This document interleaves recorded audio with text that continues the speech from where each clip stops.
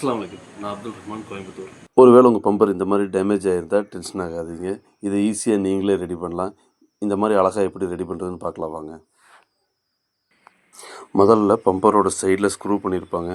But இந்த வண்டியில் screw பண்ணல. ஸோ கீழே வந்து ஸ்க்ரூ இல்லைன்னா 10 சைஸ் போல்ட்டு போட்டிருப்பாங்க. முதல்ல அந்த போல்ட்டை கழட்டிக்கலாம். நான் 10 டீ பாக்ஸை யூஸ் பண்ணி இந்த போல்ட்டை கழட்டுறேன். ஒருவேளை உங்கள்கிட்ட 10 டீ பாக்ஸ் இல்லைன்னா ரிங் இல்லைன்னா டபுள் ஹேண்ட் யூஸ் பண்ணி கூட இதை கழட்டலாம். ஒரு சில கார்களில் ஸ்க்ரூ பண்ணியிருப்பாங்க இந்த இடத்துல. இந்த மெத்தட் எல்லா கார்களுக்கும் காமன் தான். போல்ட்டை கழட்டினதுக்கப்புறம் நீங்களே பாருங்கள், இது எவ்வளோ தூரம் டேமேஜ் ஆகிருக்குன்னு உங்களுக்கு தெரியும். இப்போ இந்த பம்பரை பார்த்தீங்கன்னா காவாசி தூரம் டேமேஜ் ஆகிருக்கு. நான் ஜஸ்ட்டு உங்களுக்கு விரிச்சு காமிக்கிறேன் பாருங்கள்.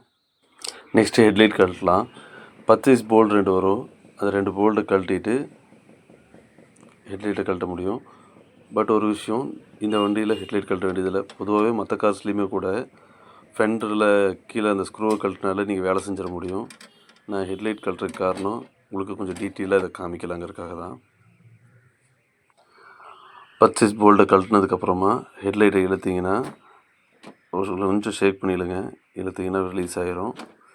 பின்னாடி பார்த்தீங்கன்னா பார்க்கிங் லைட்டு, இண்டிகேட்டர், அப்புறம் வந்து பார்த்திங்கன்னா மோட்டரோட ஒரு கனெக்ஷன் இருக்கும். அப்புறம் ஹெட்லைட்டுக்கு போகிற கனெக்ஷன். இந்த 4 கனெக்ஷனையுமே ரிலீஸ் பண்ணிடுங்க. ரிலீஸ் பண்ணிட்டு ஹெட்லைட்டை கழட்டிங்கன்னா ஹெட்லைட் கழட்டிடலாம். அட்டையில் கொஞ்சம் மண் எடுத்துருக்கேன்.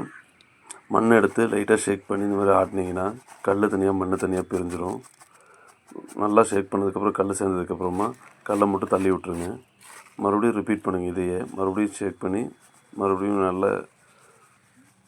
நல்லா ஷேக் பண்ணதுக்கப்புறம் கல் சேரும். அதையுமே இப்படி தள்ளி விட்டீங்கன்னா உங்களுக்கு நைஸான மண் வந்து உங்கள் கையில் கிடைக்கும்.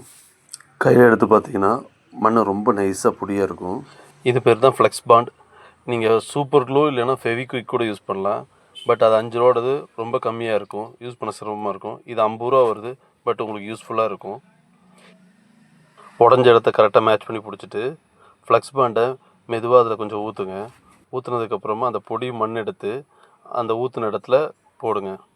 மண்ணை போடும்போதும் தேய்க்கும் போதும் கொஞ்சம் கவனமாக இருங்க. கையில் பட்டுச்சுன்னா விரலில் மண் ஒட்டிக்கும். அந்த பேஸ்ட் கொஞ்சம் ஸ்ட்ராங்கானது.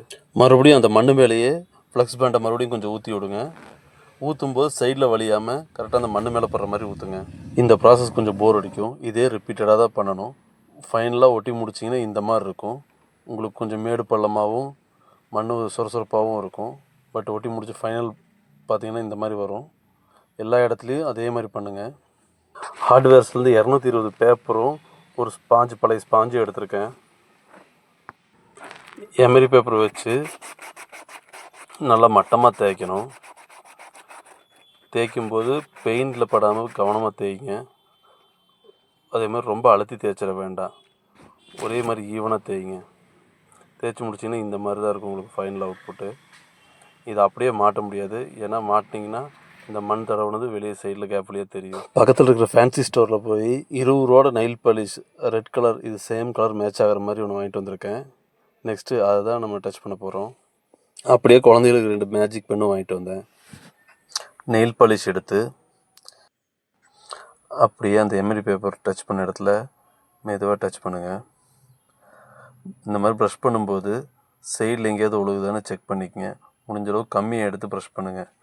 ஒரு டைம் காஞ்சதுக்கப்புறம் கூட நீங்கள் இன்னொரு டைம் டச் பண்ணிக்கலாம். எங்கேயாவது விட்டுருந்தாலோ இல்லை சின்ன சின்ன கேப் இருந்தாலோ. பட் சைடில் ஒழுக விடாதீங்க. ஒழுதா உடனே வேஸ்ட்டை வச்சு தொடச்சி எடுத்துருங்க.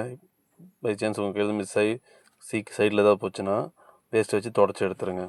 ஆல்ரெடி ரொம்ப வீடியோ லென்த்தாக போயிட்டுருக்குன்னு நினைக்கிறேன். ஸோ அதனால் பாதி பேர் இப்போ ஓடி போயிருப்பாங்க.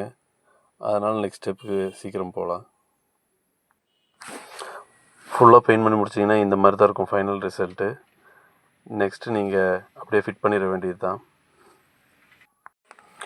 பம்பரில் மாட்டும்போது இந்த பிளாஸ்டிக் கிளாம்புக்கு ஈக்குவலாக சைடில் ஸ்லைடு பண்ணுற மாதிரி கொடுத்துருப்பாங்க. ஜஸ்ட்டு நீங்கள் அதை ஸ்லைடு பண்ணி மாட்டிங்கன்னா போதும். ஒரு சில மாடல்களில் ப்ரெஸ் பண்ணுற மாதிரி டைப் கொடுத்துருப்பாங்க. மாட்டிங்கன்னா ஃபைனலாக இப்படி தான் இருக்கும் வண்டி. நெக்ஸ்ட்டு வந்து ஒரு சின்ன வேலை இருக்குது. நம்மக்கிட்ட இருக்கிற ரப்பிங் பாலிஷ் எடுத்து லைட்டாக அதை அப்ளை பண்ணிக்கிறேன். ஃபுல்லாக எல்லா இடத்துலையுமே அப்ளை பண்ணிவிட்டு வேஸ்ட்டு வச்சு ஒரு தேய்ச்சி க்ளீன் பண்ணோம்னா சின்ன சின்ன ஸ்க்ராச்சஸுமே போயிடும். இதுதான் வண்டியோட ஃபைனல் ரிசல்ட்டு. நீங்களே பாருங்கள். ஒருவேளை இந்த வீடியோ உங்களுக்கு பிடிச்சிருந்தாலோ அல்லது யூஸ்ஃபுல்லாக இருந்தாலோ சப்ஸ்கிரைப் பண்ணுங்கள், சப்போர்ட் பண்ணுங்கள். பார்க்கலாம் அடுத்த வீடியோவில்.